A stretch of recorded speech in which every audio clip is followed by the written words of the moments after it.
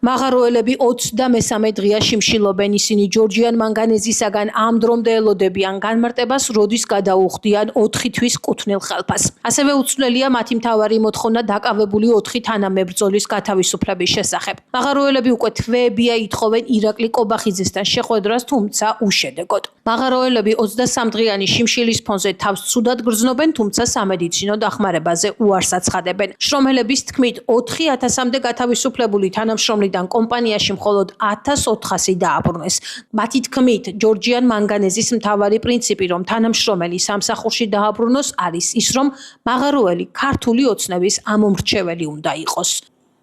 შიმშილობის არის 23 დღე, 8 მაღაროელი შიმშილობთ და ერთი მაღაროელი, მათ შორის მერავი სარალიძე ციხეში ზის და იქ აგრძელებს შიმშილობას. 3620 დასაქმებულის ნაცვლად კომპანიამ დაასაქმა მხოლოდ 1500 დასაქმებული, დანარჩენი 2000-ზე მეტი მაღაროელი უბრალოდ ზის სახლში, ერთადერთი იმედით, რომ გათავისუფლების შემდეგ დაურეკავს კომპანია და ისევ აღადგენს სამსახურებში. ამავდროულად არ დარიცხულა 4 თვის ხელფასები. ზონებად არის დაყოფილი ის ადამიანები, ვინც ხელი მოაწერა, მაგრამ არ გაუშვეს სამსახურებში და მოიკითხეს თავისი ამბავი, უთხრეს, რომ თქვენ წითელ ზონაში ხართ და წითელი ზონა ნიშნავს იმას, რომ არ არის ოცნების ამომრჩეველი, არ არის ოცნების პოლიტიკის მატარებელი, ამიტომ სამსახურშიც ვერ დაიწყებს მუშაობას.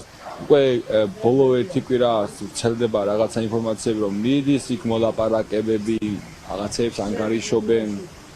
დღეს გუშინ უკვე უნდა გვცოდნო და ამ მოლაპარაკების შედეგი როდის უნდა დარიცხულიყო ხელფასები. დღესაც არაფერი არ ვიცით.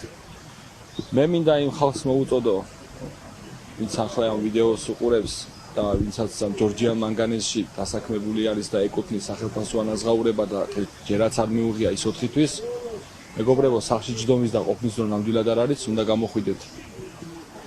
მოვითხოვოთ ერთად ჩვენი კუთვნილი, რადგან თუ კომპანია არ შეწუხდა, ის თავის არ შეიწუხებს, მას არსად არ ეჩქარება, დრო ჩვენ საწინააღმდეგოდ მუშაობს ყველანაირად და აუცილებელი არის ერთიანობა, გვერდში დგომა ერთმანეთის და საერთო ბიზნესის გაერთიანება.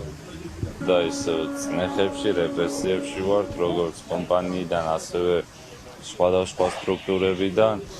უკვე დღეს გაჟღერდა ინფორმაცია ერთ-ერთი დასაქმებულიდან, რომ არსებობს თურმე დაყოფა ზონების, თუ კი პარტიული ნიშნით სხვა პარტიას აძლევს ხმას, ისინი წითელ ზონებში ყავთ, აღარ ასაქმებენ, აღარ იძახებენ სამსახურში და დღესდღეობით უკვე თანამედროვე ჩრდილოეთ კორეას დაემგვანა ჩვენი ჭიათურა და მთლიანად საქართველო.